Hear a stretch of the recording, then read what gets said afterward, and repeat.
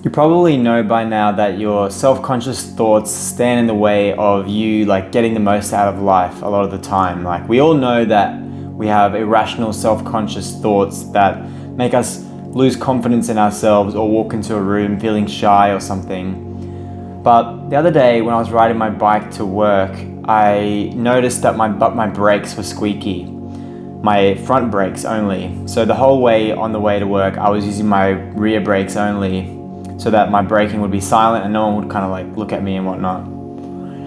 So anyway, I got to work, I did my job, and as on my way home, I put my earphones in and I had some music playing. And then my whole trip home, I didn't even know that I forgot that my brakes were squeaky, right? Because I had my music in.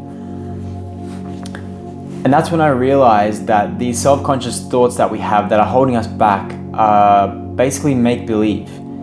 And it's our awareness of them and our wrong perception of them that is what makes us self-conscious, not the actual thing itself.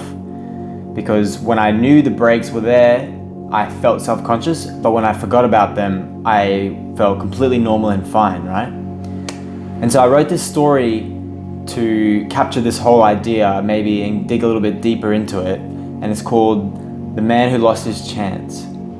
So there was this man and he lived in a nice quiet beach town, and whenever he'd go to his local bar, there was a girl there and he really fancied her. She was cool, she had these blacked out sunnies on, and he really wanted to go up and say something, but he was too shy because he would think to himself, my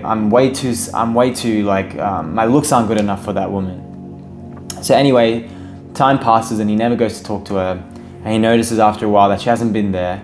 So he asked the bartender, "Hey, whatever happened to that cool chick with sunglasses?" And the bartender said, "Oh, the blind girl, she left town a while ago." And I like that story because it makes you realize how silly that guy was for not going and giving it a chance, because his looks were basically irrelevant, right, in that situation. And that's the same thing as me with my brakes.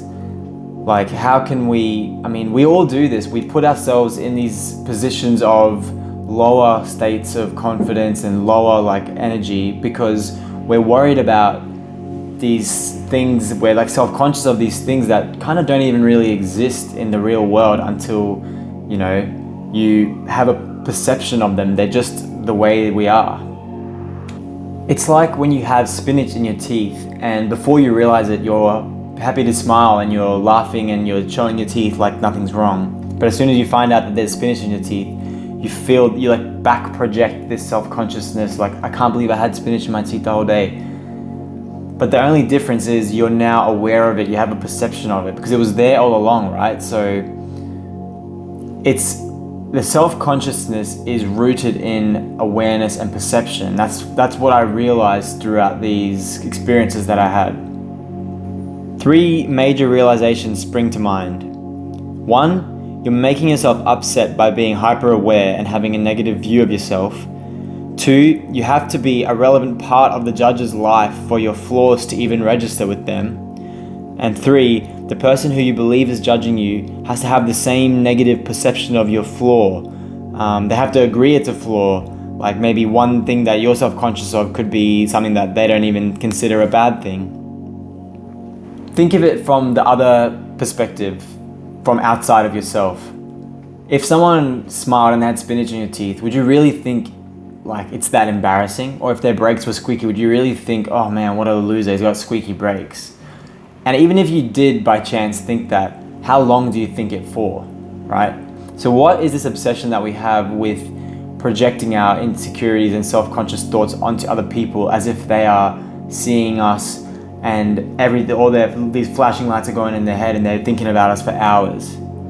It's completely fabricated, and it's only rooted in the fact that you are front of mind for yourself. So even the most minute things you really zoom in on. The point is, we feel insecure about stuff because we're hyper-focused on them, but not because they're actually a big deal. I'm not gonna just tell you to stop being self-conscious because I know that's easier said than done. So we're going to use this idea that your self-conscious thoughts are fundamentally their foundations are your own perception, and sort of reverse engineer some strategies to feel a little bit lighter about how you are. So the first thing is you want to switch your negatives to positives. So instead of focusing on what might be wrong, instead try to focus on the positive aspects of whatever you're doing. So if I'm riding a bike and my brakes are squeaky, instead of thinking about my squeaky brakes, I'll think, you know what, I'm biking, I'm being active, I'm enjoying the ride, I'm getting exercise, you know? So switch from your negative to a positive. The second thing is to just challenge the negative assumptions in the first place. So one, they probably don't even notice it, and two, they probably don't agree that it's even a bad thing. It's just something that I'm self-conscious of. And the third one is kind of like a little thing to keep in mind, like a physical reminder. So for me, when I'm playing basketball games and I'm self-conscious about my performance, I'll stare at my shoes for 10 seconds. That kind of helps me zone back in. I know some people touch a ring or something like that. So anything that works for you. And we've talked about this in a lot of my other videos that you might have watched, but confidence isn't about perfection. Like, a happy person isn't happy because their life is completely free of worries. It's because they are okay with the way things are. And your self-conscious thoughts you'll never be confident unless you understand that you are not going to be exactly the way, like a flawless photoshopped image. And I mean that physically and like in your character. You have to accept the way you are and start to realize that maybe what I'm self-conscious about is a little bit irrational and it's not actually something that I should be worried about. Like, I remember I used to be self-conscious of like the little bridge in my nose. I remember one day my friend was like to me, "Oh man, I like, it's gonna sound weird, but I like your nose. Like, you've got like a masculine bridge on it." And I remember just thinking, you've got to be kidding me. Like, all these years, this was my biggest thing that I was worried about, and someone else thinks it's a positive. And so try and keep that in mind when you're self-conscious about something, you know, like maybe there are certain things that are kind of objective, and there will be things that are in your control that, like for me personally, I was overweight and I had to lose it, and that's different. I think it's still okay. You're gonna feel self-conscious, but there's something that you can do about it. But for things like, oh, I talk too much, or, you know, oh, I don't like the way my skin is, or something, you know, you need to think like, some of my friends would come to me talking about their acne, and I remember thinking, I never even noticed your acne, dude. Like, it's so front of mind for ourselves, but not necessarily for other people. So why put ourselves through this ringer when it's probably not even in someone else's consciousness or awareness anyway? And even if it is, it's not for very long. So the core idea here is, it's not really a real thing when we worry about things in ourselves.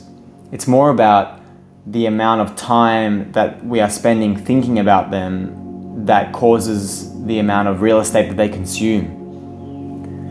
So next time you're self-conscious about yourself, think about my squeaky brakes, or think about the spinach in your teeth thing, or the man that lost his shop because he wouldn't talk to the blind woman because he was too self-conscious about his looks.